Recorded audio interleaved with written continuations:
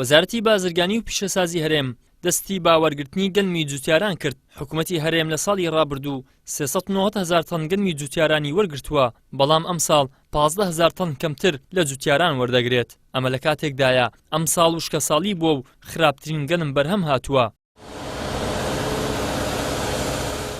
حکوومەتی هەرێمیش لە ڕێگەی سایلۆکانیەوە نرخی گەنمی دیاری کردووە بە جۆرێک بۆ هەر تەنێک گەنمی پلە 1 475,000 دینار و پلە 2 400,000 دینار و پلە 3 325,000 دینار دیاری کراوە. بە وتەی بەڕێوەبەری بازرگانی هەرێمیش سبەی وەرگرتنی گەنمی جوتیاران دەست پێ دەکات.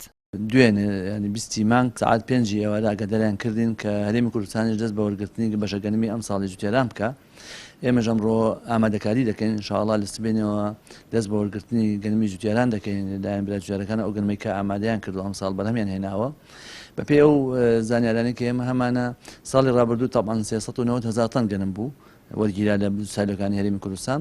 ئەم ساڵ بۆتە 375,000 تەن واتە 15,000 تەن گەنم کەمی کردو. هۆکاری کەمکردنەکەشی بۆ وەک دەگێڕنەوە کە بۆی وشکە ساڵیەوە ڕەنگە ئەو بڕەگەنمە وەکو پێویست بەرهەم نەهاتبێ.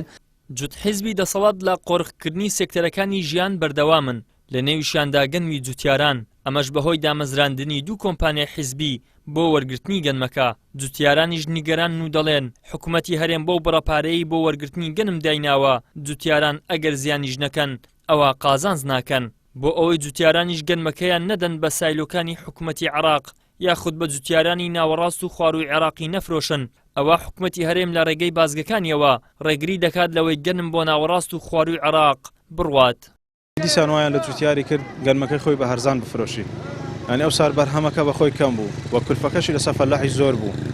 ینی بەرهەمەکە دەبایە بەڕاستی ئەو سار حکوومەت وەکو هاوکاریەکانی وەکو ئەوەی کە وای لێ بکاتن فەلاح تەرجیح بیتن بەرهەمی زیاتر بەرهەم بینی، بەڵام بەعکسەوە ینی پار زیاتر سایلۆیەکان بایەخی پێدرا. ئێستا ئەو سار سایلۆ هەر نەبووە هەتا ئێستا شەریکە ئەو شەریکە ئەهلیە دەرێت گەنمی وەردەگریتن بەس بە سەحرەکی نزم. یانە تو ئێستا لە بازاڕی 500 ناری دەکا ئەو دەرێ بە 480 دەمەوێتن.